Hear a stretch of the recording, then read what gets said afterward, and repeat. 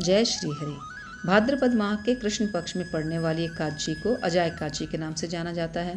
अजय एकादशी की व्रत कथा सत्यवादी राजा हरिश्चंद्र से जुड़ी है। अयोध्या नगरी में एक चक्रवर्ती राजा हरिश्चंद्र नाम के एक राजा थे। राजा अपनी सत्यनिष्ठा और ईमानदारी के लिए प्रसिद्ध थे। एक बार देवताओं ने इनकी परीक्षा लेने के लिए योजना बनाई।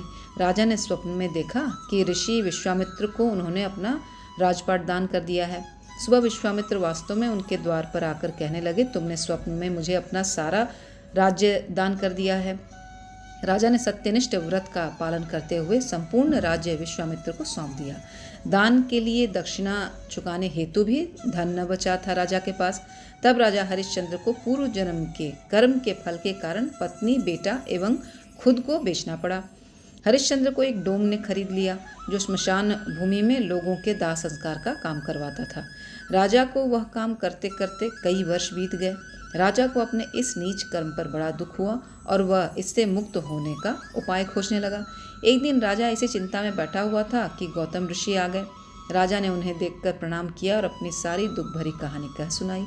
यह बात सुनकर गौतम ऋषि कहने लगे कि राजन, तुम्हारे भाग्य से आज से 7 दिन बाद भाद्रपद कृष्ण पक्ष की अजा नाम की एकादशी आएगी। तुम विधिपूर्वक इसका व्रत करो।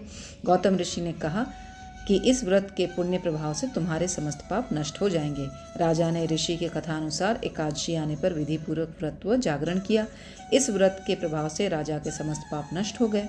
व्रत के प्रभाव से राजा को पुनः राज्य मिल गया और अंत में वह अपने परिवार सहित स्वर्ग को गया।